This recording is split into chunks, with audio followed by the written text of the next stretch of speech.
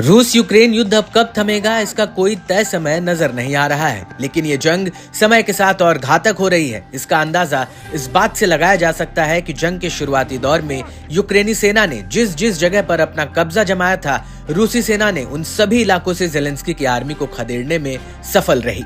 इतना ही नहीं, यूक्रेन को पश्चिमी देशों से मिले लंबी दूरी के हथियारों का उपयोग भी रूसी इलाके में आए दिन नजर आ रहा है, जिसके जवाब में रूस भी अपने एडवांस हथियारों से यूक्रेनी सेना को खदेड़ रहा है और जंग में अपनी बढ़त लगातार बढ़ा रहा है। पहले तो यूक्रेन ने अमेरिका और नेटो देशों के सपोर्ट से हथियार, पैसा और गोला बारूद से रूसी सेना को छकाया, लेकिन अब जब अमेरिका की सत्ता की दिशा बदल गई है और सत्ताधारी ट्रंप शुरू से ही यूक्रेन के फेवर में नहीं दिखे और न ही इस जंग के, लेकिन जाते जाते बाइडेन ने जो जेलेंस्की के हाथ खोल दिए हैं, उससे अब मुश्किलें बढ़ रही हैं और दुनिया एक भीषण और बहुत ज्यादा विस्फोटक जंग को देखने के करीब पहुंच चुकी है।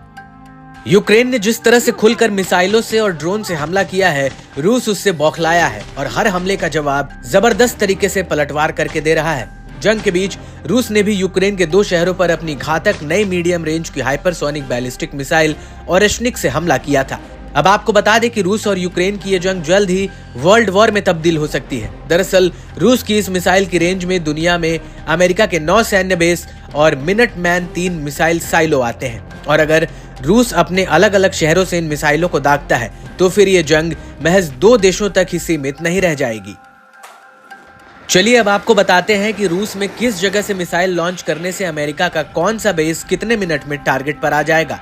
अगर दक्षिणी रूस से ये मिसाइल दागी गई तो मिडिल ईस्ट में मौजूद अमेरिका के 4 बेस इसकी चपेट में आएंगे।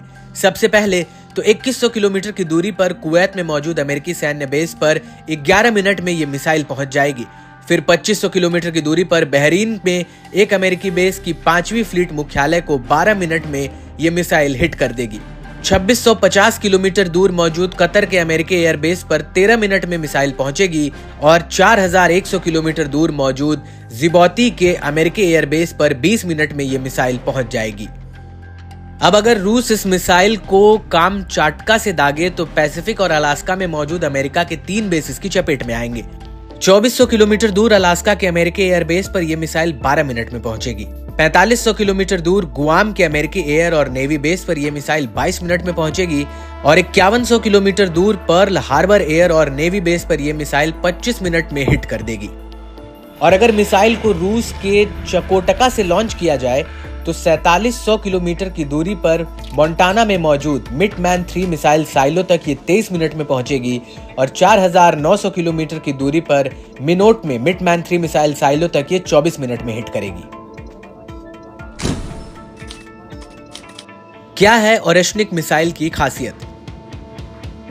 ये एक हाइपरसोनिक मीडियम रेंज की बैलिस्टिक मिसाइल है जो 12,300 किलोमीटर प्रति घंटे की स्पीड से उड़ान भरते हुए 5500 किलोमीटर रेंज तक हमला कर सकती है। इसमें multiple independent targetable re entry vehicle system है, यानी एक साथ कई टारगेट पर हमला कर सकती है। इसमें एक साथ 6 से 8 हथियार लग सकते हैं, यानी ये एक बार इतने टारगेट्स पर हमला कर सकती है। हालांकि रूस ऐसा कदम तब तक नहीं उठाएगा जब तक उसे इस हमले के लिए मजबूर नहीं किया जाता।